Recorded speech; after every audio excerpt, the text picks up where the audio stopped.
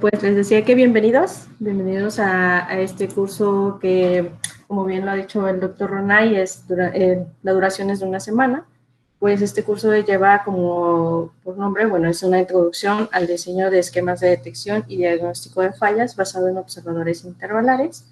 Y bueno, pues también ha mencionado el doctor Ronay que pues actualmente estoy haciendo un posgrado, realizando un proyecto de posgrado en conjunto con el doctor en el TEC de Tuxtla Gutiérrez.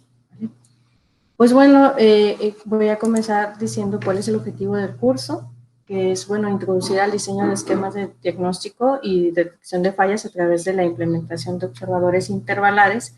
Pues esto todo, como bien sabemos, estos esquemas o estas disciplinas de control automático, pues tiene lo que es la supervisión de fallas, ¿no? Es una disciplina de la ingeniería de control automático en el cual el interés principal es detectar el momento en el que ocurre una falla.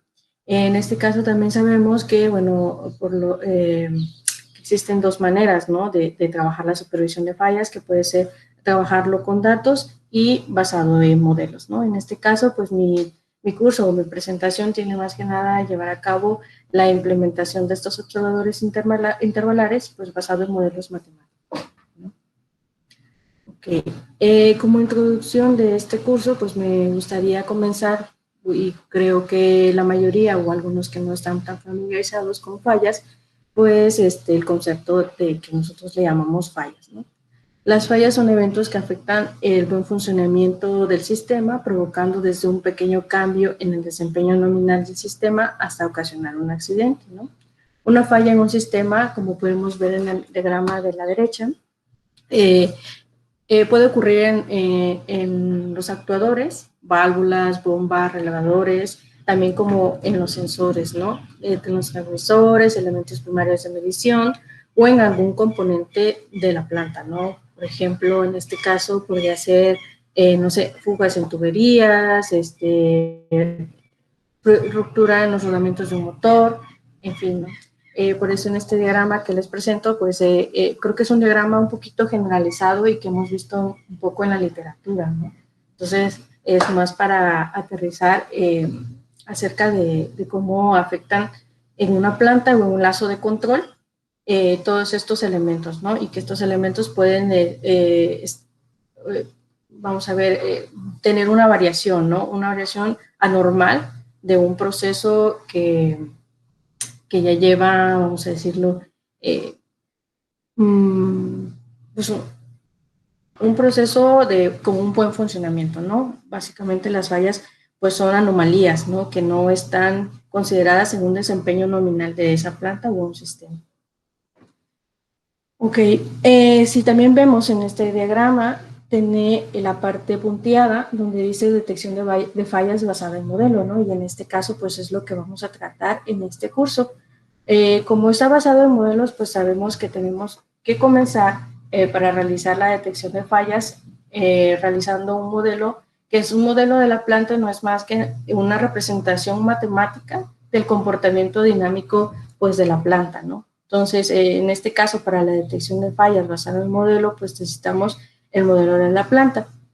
Posteriormente, el siguiente paso sería ya para un diseño de detección de fallas, pues sería a partir de ese modelo, pues generar nuestros residuos. En este caso, la generación de residuos lo vamos a obtener con los observadores intervalares, que pues no, ahorita vamos a ver qué quiere decir con el concepto de observador intervalar, ¿no? Ya que, bueno, ya podríamos decirlo o intuir con la parte intervalo, ¿no? Que mucho tiene que ver. Entonces, bueno, en esa parte, en la generación de residuos y en la modelo de la planta ya podríamos tener, pues básicamente, nuestro esquema de detección de fallas, ¿no? Y posteriormente que con los observadores intervalares vamos a ver que no es necesario ya la evaluación de los residuos, sino de manera intuitiva o de manera visual solo podemos generar de ahí una detección de fallas, ¿no? Es decir, bueno, en un umbral si pasa el umbral predestinado o esperado, pues ahí ya podemos decir que ocurre una falla. Pero bueno, esto lo vamos a ver más adelante. Aquí nada más quería puntualizar que, bueno, a partir de la detección de fallas y a partir de la generación de residuos, pues la tarea de la detección de fallas, pues consiste en revelar que ha ocurrido una falla, ¿no? El comportamiento dinámico normal de operación lo conocemos y posteriormente hacemos una comparación entre la planta original o la planta del sistema y hacemos la comparación con el modelo obtenido, ¿no? Básicamente, o a veces en un modelo de la planta lo podemos, vamos a ver, modelar con ciertas características, pero no siempre va a funcionar al 100%, ¿no? O una característica exacta. Entonces, el enfoque de detección de fallas es importante implementarse, ya que nos brindaría una alerta de que ha ocurrido un evento anormal en el proceso y necesita atención. Por ejemplo, un motor de corriente directa alimentado por una fuente de voltaje constante, la velocidad y la corriente en consecuencia se mantendría un valor constante, ¿no? Cuando exista una variación, ya sea en alguno de los elementos, por ejemplo, en la fuente de alimentación que está alimentando, valga la redundancia, al motor, existe una variación de voltaje, en consecuencia habría pues una variación tanto de corriente, de velocidades, ¿no? Y esto pues ya es si normalmente lo consideramos con una velocidad constante y esta variación pues sería un evento anormal, ¿no? Para este sistema. Entonces la detección de falla alertaría debido a la comparación que existe entre la planta y el modelo, ¿no? Y algunos elementos que existen a partir de esta diferencia, de esta discrepancia, pues lo haría con el generador de residuos, ¿no? Y posteriormente, pues, llevaría a alertar al usuario o al operador de esta planta que pues ha ocurrido una falla, ¿no? Y que necesita que se verifique o que se vaya pues, a revisar o en dado caso a reemplazar alguna pieza. Entonces, básicamente lo que dice aquí en esta lámina, pues es lo que acabo de decir, ¿no? El diagnóstico involucra la detección de fallas, bueno, se me ha dicho, pero es la detección de fallas y aislamiento, pero pues también la estimación de falla. La detección y aislamiento determina la presencia de falla en el sistema. Como bien dicho, el diagnóstico involucra estas tres, podríamos decir, tres enfoques, que es la detección, aislamiento y la estimación. El objetivo de la estimación de falla es proporcionar el tamaño de la falla y su evolución en el tiempo. ¿Por qué he mencionado la estimación de falla? Si bien sabemos, un observador ya de forma general, pues nos proporciona una estimación, ¿no? Una estimación de un estado o una salida, más que, por ejemplo, un estado que no podemos censar, no podemos obtener de manera física, pues esa medición. Entonces, con los observadores podemos estimar. Y en este caso, como la generación de residuos está basado en el diseño de observadores, pues por eso he mencionado que al final vamos a tener el tamaño de la falla, ¿no? Y que vamos a ver que con la generación de residuos basados en observadores intervalares podemos ya partir de ahí mismo de obtener una detección, ¿no? Y no necesariamente de evaluar residuos o tener otra forma, otra técnica, pues para generar esta detección de falla, ¿no? Ok, en este diagrama ahora vemos es un esquema o un diagrama del diagnóstico de falla propuesto, ¿no? Como bien hemos visto, hasta ahorita tenemos el conocimiento de un diagrama, perdón, a bloques, que podríamos llamarlo como una detección de falla, ¿no? Que es lo que estamos viendo aquí, pero un poquito más detallado, ¿no? Que hay adentro del esquema de detección de falla. En este caso, bueno, partimos igual de un sistema original o de una planta, bueno, donde están las entradas y las salidas. Posteriormente usamos este sería lo que vamos a ver durante este curso, ¿no? La generación, pues, de una detección de fallas a partir de un observador intervalar, donde vamos a obtener una salida, o en este caso puede ser también un estado, una estimación de estado acotado, ¿no? En unos intervalos que ya en algunas literaturas, o más bien dicho, en algunos trabajos, el diagnóstico de fallas normalmente pues es una sola señal, ¿no? Una sola señal que representa ya sea a la salida o a los estados estimados. En este caso, el observador intervalar nos va a dar más bien un conjunto de estimaciones, ya sea de los estados, parámetros o de la salida, ¿no?, que queremos obtener y comparar. Bueno, ya que estamos aquí, vamos a obtener estas estimaciones intervalares. Posteriormente, estas son, en consecuencia, tendríamos un umbral adaptable, ¿no? Que quiere decir que vamos a ir, normalmente nosotros cuando hacemos la estimación de fallas y la comparamos con la salida del sistema, pues generamos una señal de falla, ¿no? O una señal de residuo que le llamamos. Y bueno, decimos, ¿no?, si es diferente de cero, pues ha ocurrido una falla, ¿no? Y hacemos ya la detección de falla. En este caso pasa un poquito algo similar con la generación de residuos nominal. Ahora lo hacemos intervalar, no quiere decir, como les acabo de mencionar, vamos a obtener ya ahora un umbral, ¿no? Es decir, en lugar de tener solo un residuo, donde si es diferente de cero decimos que ha ocurrido una falla. En este caso, el umbral adaptable considera que el cero esté dentro de ese umbral, ¿no?, o en ese intervalo. Entonces ahí podríamos decir que ha ocurrido una falla, o que dentro, más bien, si esa señal o esa discrepancia que hay entre el modelo de la planta y la planta original, entonces, bueno, esas estimaciones, perdón, entonces diremos que ha ocurrido una falla, ¿no? En este caso ya estaríamos haciendo una detección de falla. Ok, antes de continuar, he estado hablando de observadores intervalares, me gustaría comenzar con el concepto de qué es un intervalo, ¿no? O vamos a hablar de intervalares.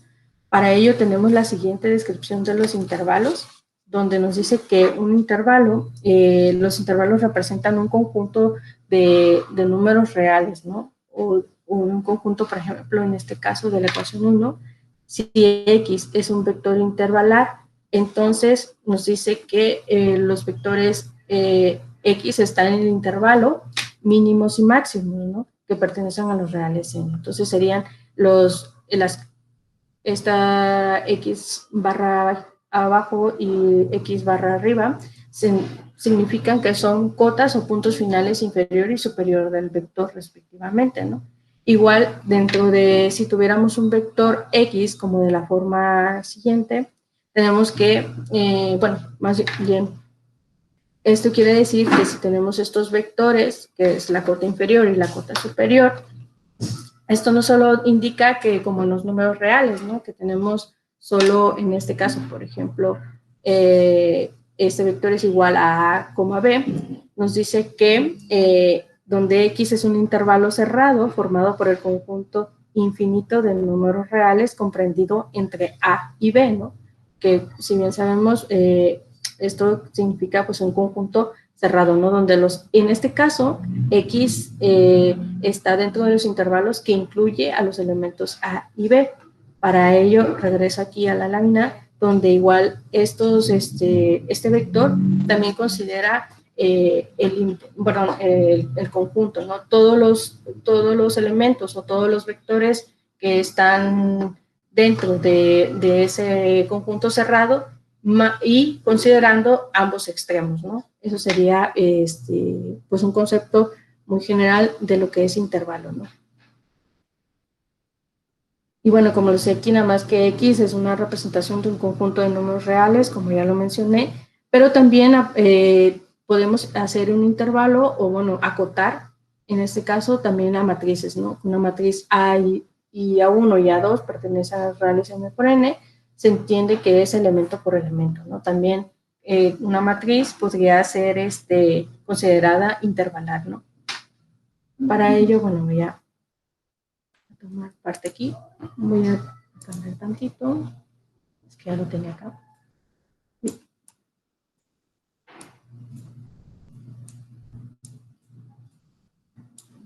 Bueno, no sé si me quito. Aquí, ¿no?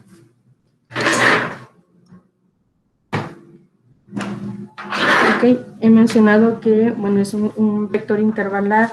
Supongamos que tenemos un vector intervalar de 2 dimensiones, por ejemplo, como el que venía en la lámina. Tenemos un vector X que es de 2 dimensiones, ¿no? X1, X2. Entonces, decimos que ambos, bueno, voy a decirlo así, hemos aprendido que estos elementos también forman parte de un intervalo, ¿no? O sea, también estos están dentro de un intervalo. El vector X está en el intervalo X,1 y X,2, pero también ambos vamos a dar por entendido que X1 también está dentro de un intervalo. Al igual, bueno, este sería X1 igual al intervalo cerrado de la cota inferior y cota superior. Y también es el caso para X2, que está dentro de un intervalo cerrado inferior y una superior, ¿no? Entonces, si tenemos estos dos intervalos, el siguiente esquema intervalar, ¿no? Este es un poco como también, como también lo vemos con los sistemas LPB o sistemas Takagi-Sugeno, ¿no? Como bien ha mencionado el doctor, el trabajo que he realizado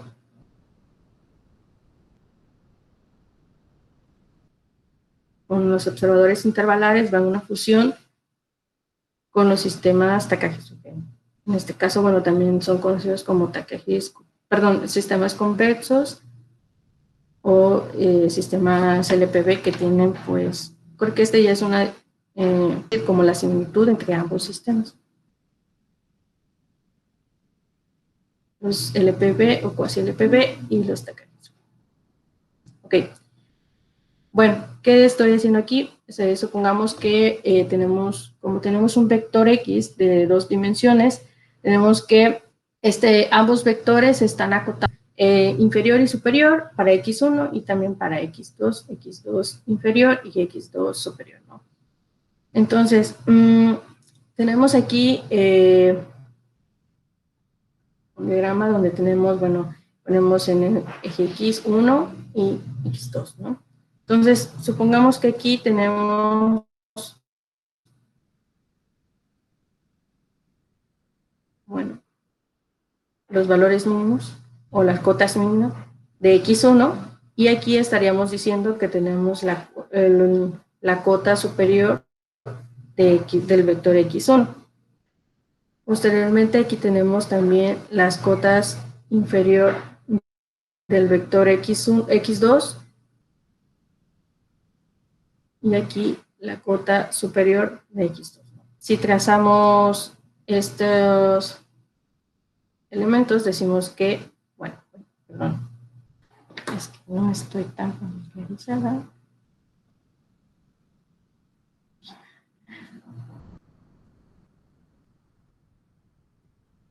Bueno, aquí serían todos los elementos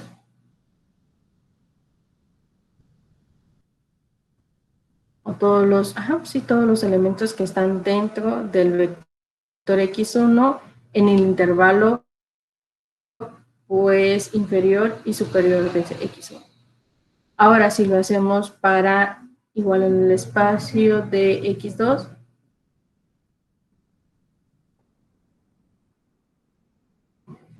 trazamos aquí y diremos que, bueno, estaríamos contemplando todo este espacio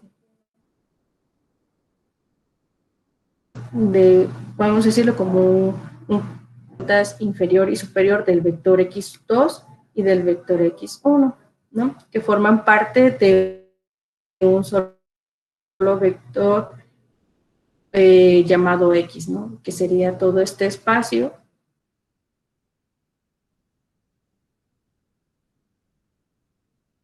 que está aquí, ¿no?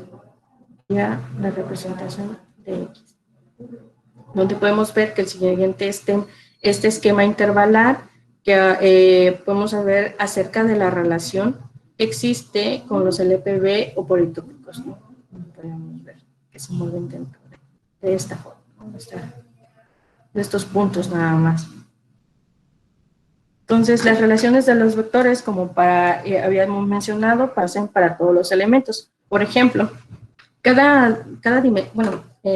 me ha pasado a decirle que todos estos preámbulos que estoy haciendo, tenemos en la parte del diseño de observadores para la detección de fallas, voy a hacer un cosito más siguiente, que normalmente es como lo vamos a ver o trabajar al momento de diseñar un observador intervalar, pues para la detección de fallas, ¿no? Entonces decía que si consideramos para el vector X1, normalmente en trabajos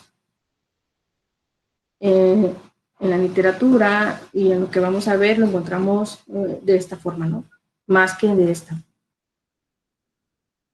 Donde decimos que el vector X1 está entre de los intervalos y considerando los intervalos X1 inferior y X1 superior, ¿no? Donde, bueno, esta parte que tenemos de desigualdades, ¿no?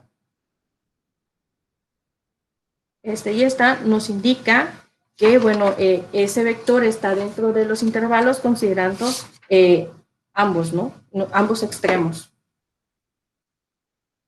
Ok, también para el caso de X2, el vector X2 pasa lo mismo, ¿no?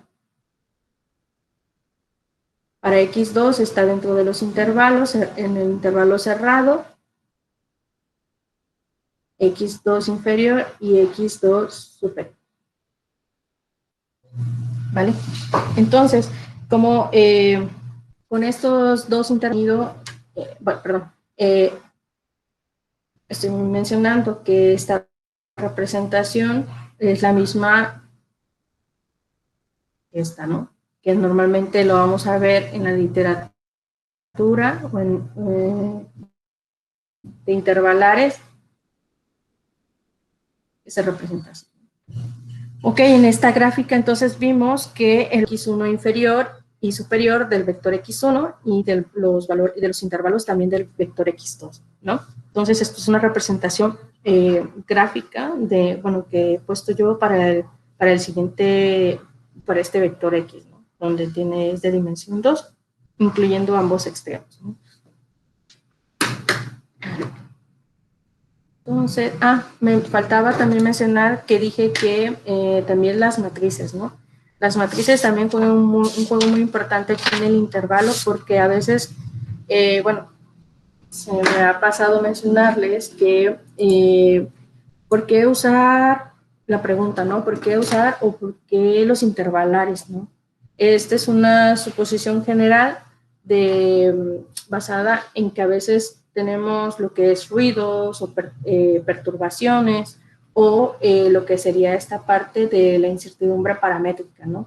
Esta diferencia o discrepancia que hay entre el modelo de la planta y la planta original, ¿no? Entonces, cuando no se conoce a ciencia cierta los valores exactos por ejemplo, del ruido o de la perturbación, entonces, pero sí se conocen los extremos, en este caso, vamos a decirlo así, si habláramos de ruido, por ejemplo, que fuera este vector X1. Igual a D, por ejemplo, o W, que normalmente lo vemos, ¿no? en la literatura como un vector de ruido o perturbación.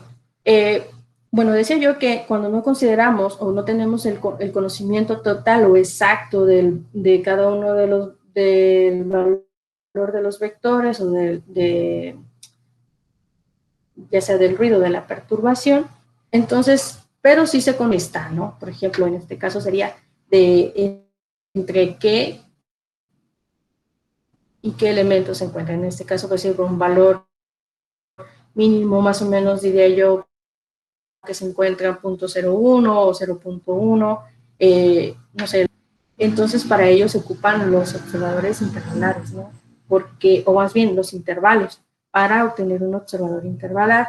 También decía yo que para la incertidumbre paramétrica, la incertidumbre paramétrica también se considera para el diseño de observadores intervalares. En este caso también podríamos hacer un intervalo de matrices, ¿no? En este caso podemos suponer, y lo vamos a ver en el diseño del observador, que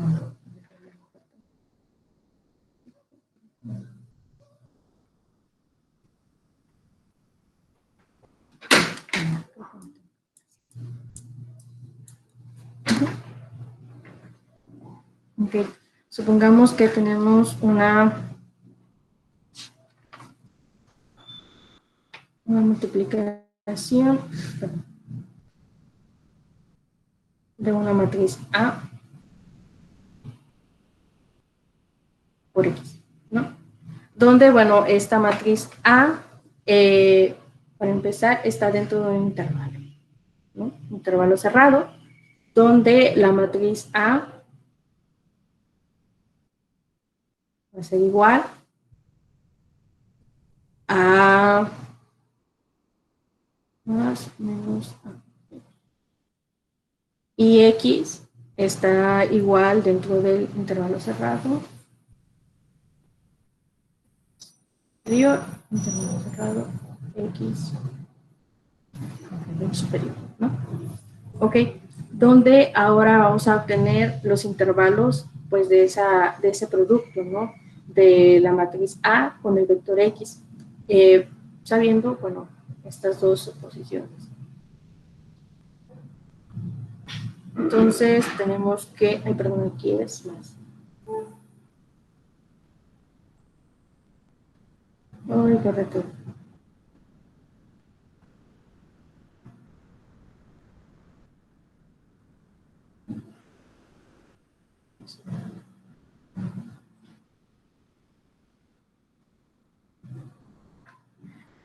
Esto se entiende que la matriz no es que esté siendo totalmente, vamos a decirlo así, positiva o negativa, sino más bien es elemento, como decía en la lámina, no es elemento por elemento, es decir,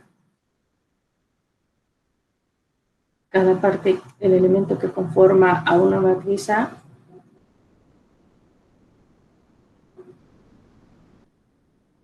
pues es lo que va a ser, ¿no? Es toda la matriz.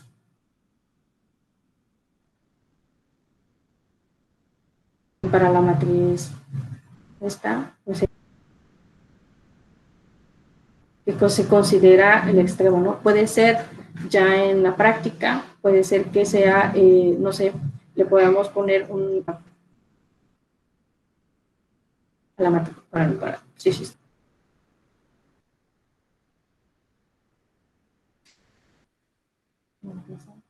por, pues, de discrepancia, ¿no? De incertidumbre, y entonces este sería el valor de delta positivo. Y en caso práctico, para obtener la paramétrica para la matriz A negativo o inferior, pues sería algo así, ¿no? Entonces, ¿para qué? Vamos a verlo aquí. Estos multiplicarían pues elemento por elemento, ¿no? Y así obtendríamos nuestras matrices intervalares, por así decirlo. Ok, entonces regreso aquí. Para obtener este intervalo del producto de la matriz A y X, la podemos obtener de la siguiente manera y sabiendo esto, ¿no? Entonces, tenemos que para A,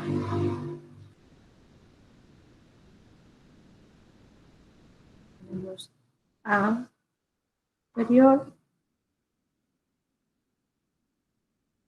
como, bueno, los... Ay, dije aquí que era más, ¿no?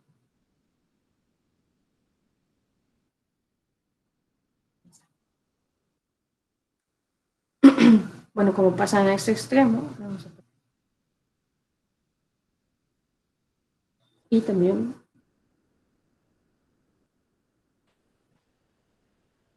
Y también para el vector.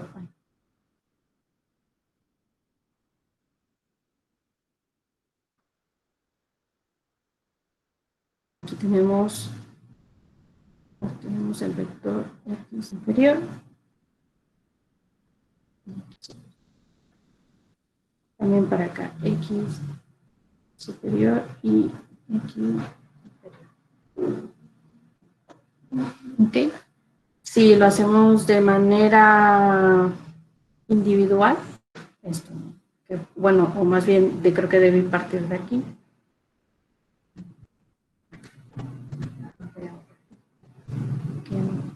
Creo que tenemos entonces que habíamos dicho que ya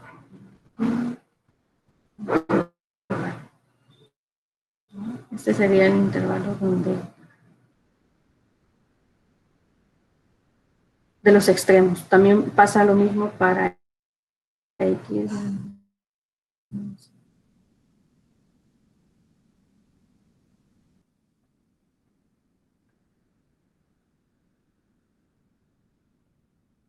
Ay, perdón, aquí no va a estar.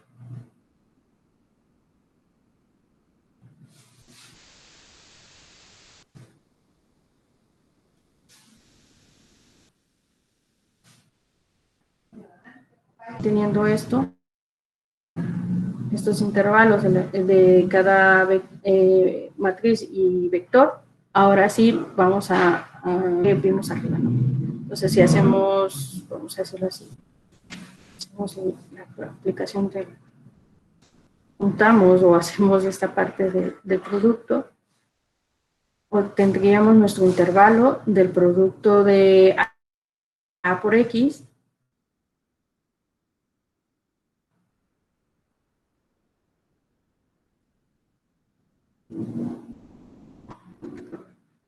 Esto es para considerar cuando existen incertidumbres paramétricas, estos los vamos a ocupar. Pues porque cuando nosotros vamos a diseñar el observador intervalar en un sistema que tengamos, por ejemplo, lineal, donde A es igual a la matriz A por la incertidumbre paramétrica, ¿no? En este caso, considerando que la incertidumbre paramétrica sea en la matriz A, ¿no? Si queremos también, esto va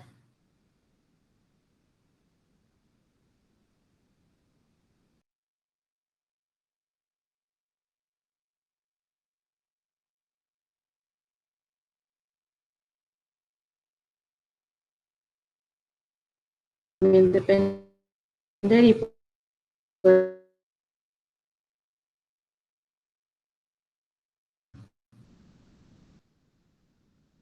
incertidumbre en las entradas.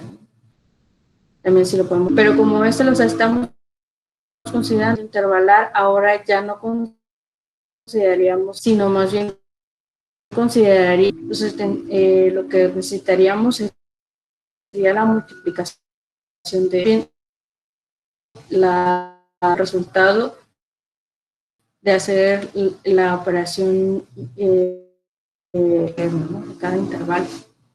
Si quisiéramos hacer, o si, por ejemplo, si la matriz fuera variable, en este caso, tendríamos que hacer una operación para poder obtener ambos extremos, ¿no? Si lo quisiéramos realizar, tendríamos que, para este caso, bueno, en este caso decimos que A no haría, pero bueno, tenemos que X, sabemos que está dentro sería un intervalo, ¿no? Donde A no variaría, no estaría fijo. Y entonces lo que haríamos es este intervalo inferior también tendría un intervalo, ¿no? Pero ahora estaría en función de intervalos de cotas inferior, pero ahora con respecto a la matriz AX, ¿no? Que serían estas. Sí. Para X también aquí, superior, pero más.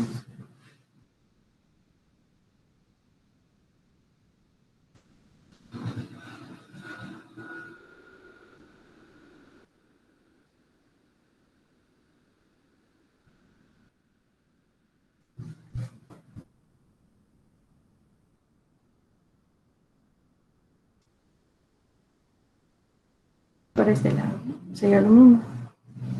Bueno.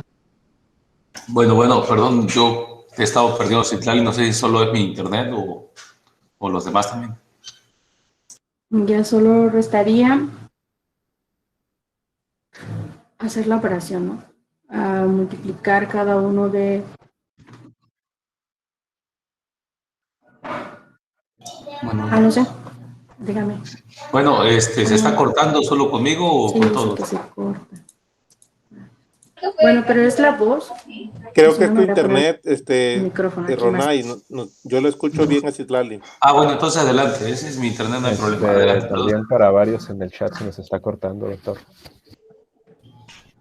Sí, se está Ajá, cortando. es lo que estoy leyendo. Sí, se está cortando. Sí, se está cortando. Sí, se corta el audio un rato. Sí, ya igual a mí se me cortó. Bueno, pero bueno, si vuelve a pasar, pues le avisamos, ¿no? A Citlali. Ahorita está cortado, de hecho. Sí, por favor, aquí. Ah, ya. Sí, entonces, sí. Ah, bueno, adelante entonces, Citlali. Sí, gracias. Bueno, ya nada más para no aburrirles en esta parte, solo resta, les decía yo, que hacer cada una de las operaciones con la multiplicación de cada extremo de los vectores, ¿no? Pero ahora sería la multiplicación de la matriz A, en este caso A positiva, con el vector intervalar, pero de la forma siguiente, ¿no? Si nosotros hacemos esas operaciones, al final obtendríamos para cada intervalo la forma siguiente, ¿no?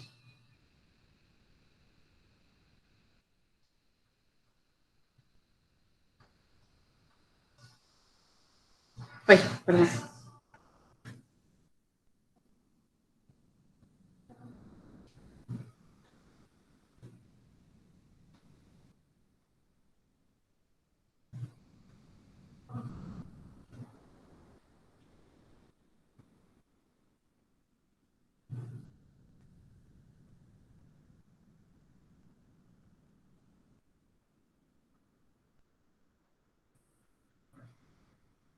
Lo voy a poner abajo para que... Bueno, esto es, les comentaba, si no se escuchó muy bien, les comentaba que esto que estoy haciendo es para que posteriormente, si nosotros consideramos en algún sistema la incertidumbre paramétrica y cómo obtendrías, o más bien si nosotros propagamos la incertidumbre paramétrica en nuestro sistema nominal, pues para obtener el diseño del observador necesitaríamos obtener estos intervalos, ¿no? Normalmente, a veces si lo consideramos en la literatura ya está muy trabajada esta forma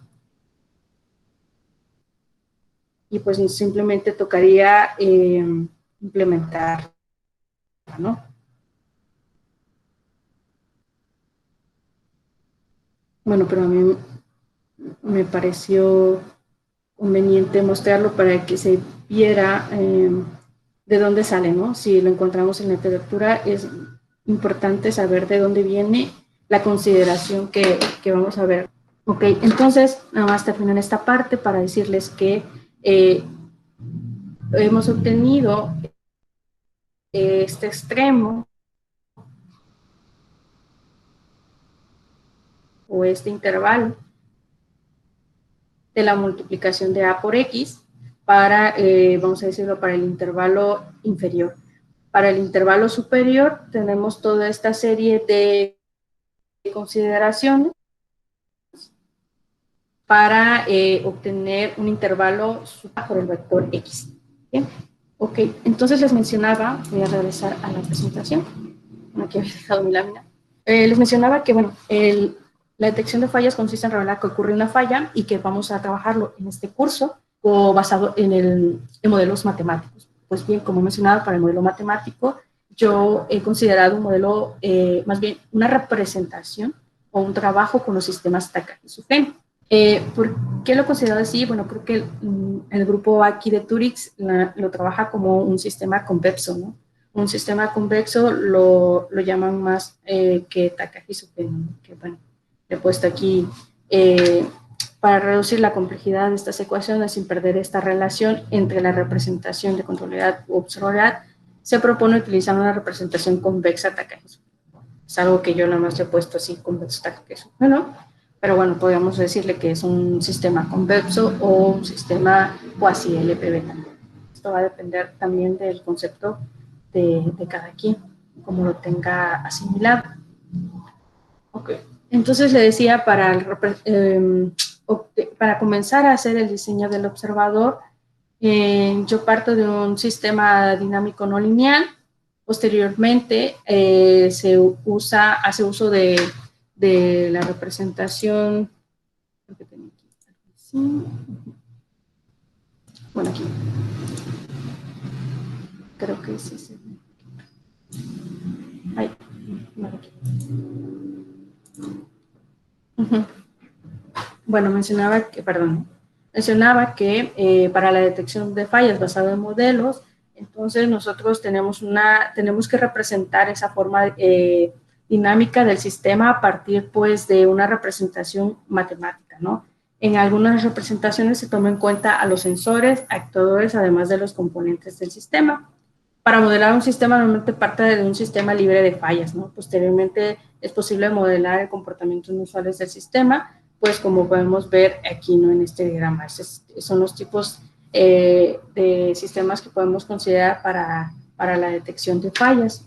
Normalmente les decía yo que partimos de un sistema libre de fallas, después empezamos a añadir pues comportamientos inusuales que pueden esperarse en un sistema real.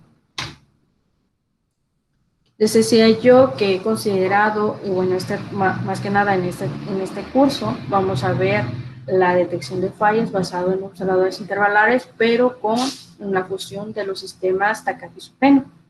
Entonces, ¿por qué se considera la importancia o por qué estar tomando esta representación? Bueno, pues porque una es una forma exacta que podemos obtener de la representación tal cual de un sistema no lineal, ¿no? Con la ayuda de las funciones o reglas difusas de un conjunto de modelos lineales locales, ¿no? Esto yo creo que ya es un poquito ya bien sabido por ustedes, así que me pasaré rápido, ¿no? Donde, bueno, de la representación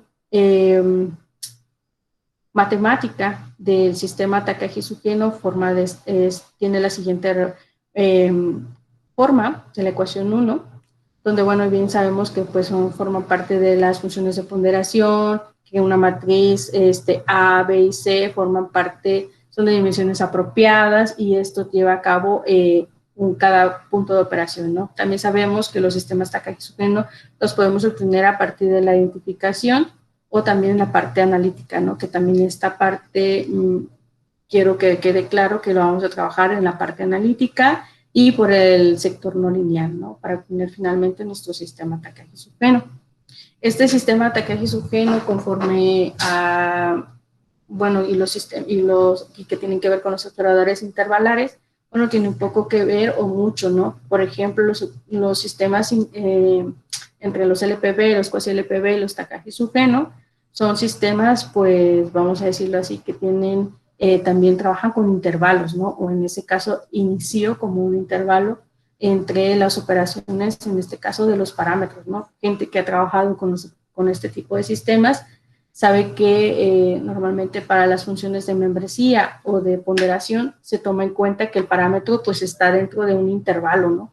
Un intervalo cerrado que normalmente le llamamos pues el parámetro mínimo y el parámetro máximo. Entonces, también tiene que ver, ¿no? Y aparte le agrega un plus al observador con el observador intervalar, pues porque lo hace un poquito más, pues vamos a decirlo, no, bueno, sí convexo, pero quiero dar a entender que genera un poquito más como de envolvimiento, ¿no? De esta parte del modelado y también en la parte de la detección de fallas. Ok, Aquí nada más quería mencionar que las consideraciones que se van a hacer durante el curso van a ser la consideración de fallas en sensores, en actuadores y en el proceso. Las fallas que se van a considerar en el sensor actúan pues directamente directamente en la medición del proceso. Normalmente lo encontramos de la forma siguiente. Bueno, no sé si se alcanza a ver, aquí está este cuadro con estas ecuaciones, donde, bueno, la representación también que vamos a ver del sistema, pues es en espacio de estados, ¿no? Las otras fallas que vamos a considerar van a ser fallas en actuadores, que estos hacen ruido o causan cambios en el actuador, ¿no?, del sistema, donde vemos aquí una matriz de distribución de fallas y su vector de fallas, ¿no?, en actuador. Posteriormente también vamos a hacer uso de las fallas del proceso. En este caso vamos a considerar incertidumbres paramétricas, donde, bueno, estas fallas en el proceso indicarían un mal funcionamiento pues dentro del proceso, ¿no? Antes de empezar con la parte del diseño de observadores intervalares, también es bueno tener un poco de preámbulo acerca de un observador, ¿no? ¿Qué es un observador? Es un sistema dinámico, pues es que estima las variables de estado basándose en las entradas y salidas, ¿no? Como bien lo vemos aquí, como ya lo hemos visto al principio de la presentación. Los observadores se pueden clasificar de acuerdo al número de variables a estimar, ¿no? Pueden ser de orden completo, de orden reducido o de orden mínimo. Los de orden completo son utilizados para estimar todas las variables de estado de un sistema, incluyendo aquellas que pueden ser medibles físicamente. Los reducidos, pues, solo un conjunto o conjunto del total de las variables de estado. Y el de orden mínimo, pues, son utilizados para estimar un número mínimo del subconjunto del total de variables de estado. En este caso vamos a hacer los observadores completos, que es decir, vamos a estimar todas las variables de estado. También voy a mencionar que los tipos de observadores que existen y que vamos a ver también son los observadores tipo Leuenberger, que, bueno, que estas estiman normalmente las variables de estado, los observadores adaptables, los observadores funcionales, los observadores de entrada desconocida, los inteligentes y los intervalares, ¿no?, que vamos a ver un poco entre la fusión entre un Leuenberger y intervalar, y también adaptables y de entradas desconocidas con intervalares, ¿no?, con la teoría intervalar. Bueno, también existen los observadores de acuerdo a la clasificación, de acuerdo a la estructura del modelo matemático, perdón. Estos pueden ser observadores lineales, observadores no lineales, observadores para sistemas LPB o para sistemas Takagi-Sugeno. En este caso, pues serían observadores Takagi-Sugeno o intervalar, ¿no? Nada más para decirles antes que nada que, pues, una propiedad que se puede considerar dentro del diseño del observador para la detección de fallas es que, bueno, todos los observadores tienen que cumplir pues con esta propiedad, ¿no? La propiedad de observabilidad, que ya creo que la mayoría hemos conocido o que estamos conociendo, que son esta propiedad que nos indica si las variables de estado de proceso se pueden estimar a partir de la medición de sus entradas y sus salidas, ¿no? Aquí la matriz de salida y la matriz de estado. Ok, bueno, esto nada más será el modelado Takagi-Sugeno de un motor, como lo que vamos a trabajar, porque ya les he mencionado que a partir del diseño del observador vamos a trabajar con el sistema Takagi-Sugeno, teniéndolo a partir del sector no lineal. Ok, déjenme ver, antes de iniciar, creo que tenía otro poquito por acá. Ah, bueno, sí. Tenemos este observador intervalar. El observador intervalar asociado al modelo del sistema Takagi-Sugeno tiene la siguiente forma, la siguiente representación de la ecuación 5, donde vemos que, bueno, este es un observador donde tenemos que, en este caso, θ representa esa incertidumbre del parámetro del sistema, ¿no? Entonces, en este caso, está dentro igual dentro de un intervalo. Uy, pero aquí es θ, ¿no?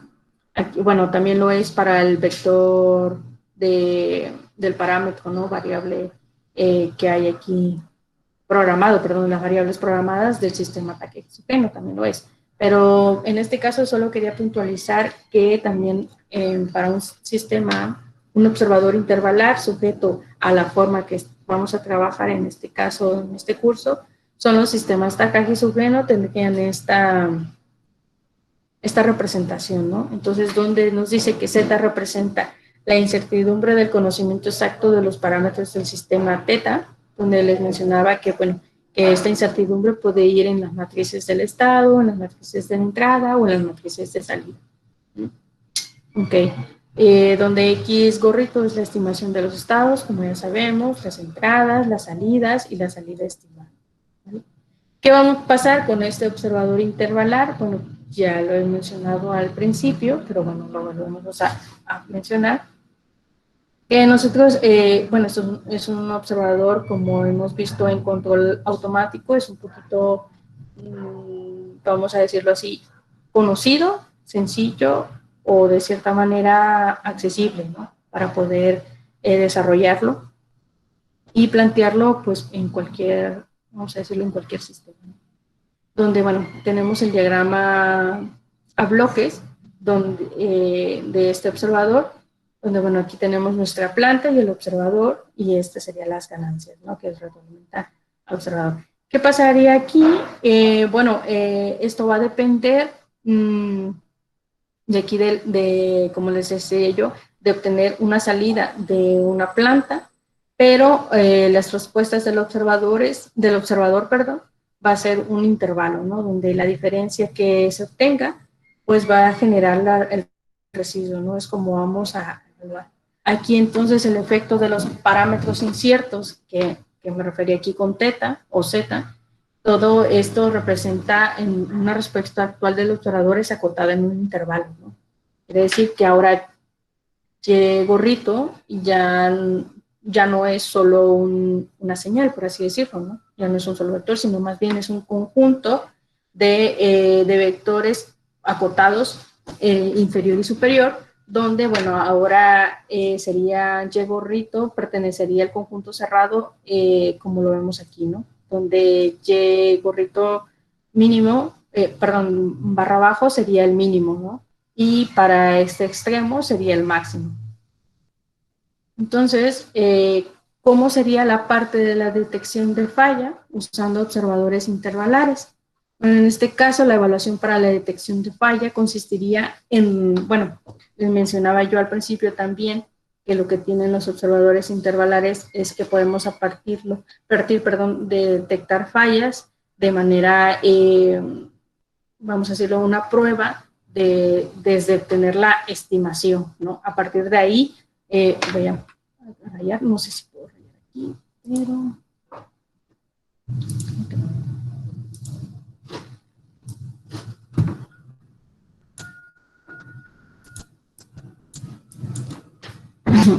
Bueno, en este caso, nosotros supongamos que tenemos aquí un vector tiempo, aquí alguna variable, ¿no? Supongamos que es Y estimada, ¿no? Entonces, normalmente nosotros tenemos, bueno, vamos a poner como Y. Nosotros tenemos aquí nuestro, por si aún no, porque aún no he mencionado, poniendo que Y fuera nuestra Y estimada, como bien lo dice aquí, vamos a tener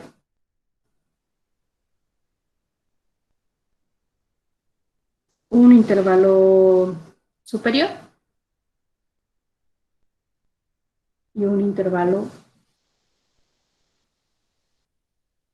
inferior. Bueno, donde aquí esta es Y estimada barra arriba, perdón. Creo que esto no lo había mencionado. Perdón. ¿No? Al final lo que nosotros vamos a obtener es un intervalo, o a esto me refiero con el intervalo inferior y superior, y para esta es esta estimación, ¿no? Nosotros lo que al final vamos a obtener son estos intervalos o estas franjas donde vamos a decir que es nuestra señal de salida de la planta, puede ser para la detección de falla, puede ser que vaya aquí, ¿no? Y de repente cuando existe alguna falla o alguna anomalía, pues es de aquí, aunque aquí en el punto